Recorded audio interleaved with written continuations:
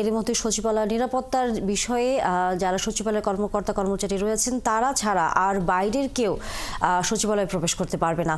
আমাদের সহকর্মী ইশতাক ইমন যুক্ত হচ্ছেন সচিবালয় থেকে, আমরা সর্বশেষ খবর তার কাছ থেকে জানবো।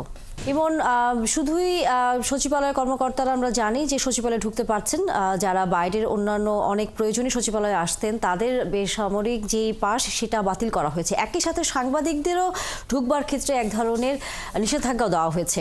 সার্ভিসের সাথে যোগাযোগ করেছি আমরা যে সিসিটিভির ফুটেজগুলো আসলে গণমাধ্যমে প্রকাশ করা হবে কিনা, কিভাবে আগুনের সূত্রপাত, যেহেতু এটি নাশকতা অর্থাৎ পরিকল্পিত আগুন নাকি দুর্ঘটনা সেটি নিয়ে একটি পুরো জাতির মধ্যেই মানুষের মধ্যেই একটি বদ্ধমূল ধারণা রয়েছে, অর্থাৎ একটি জটিলতা তৈরি হয়েছে যে আসলে এরকম একটি নিরাপদ জায়গাতে কি করে এরকম অগ্নিকাণ্ডের ঘটনা ঘটলো।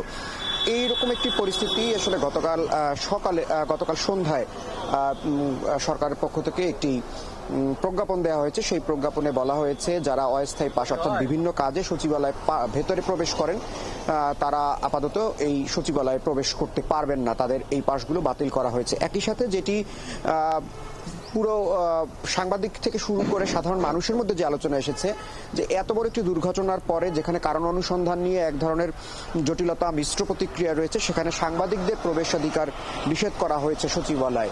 অর্থাৎ যারা একেবারেই কার্ডধারী, অ্যাক্রিডিশন কার্ড, সচিবালয়ে প্রবেশ করতে যে সাংবাদিকদের যে কার্ডটি দেওয়া হয় সেই সাংবাদিকরাও আসলে ভেতরে প্রবেশ করতে পারবেন না। এই কারণেই আসলে জটিলতা এবং নানান জায়গা থেকে এই আলোচনা গতকাল রাত থেকেই চলছে।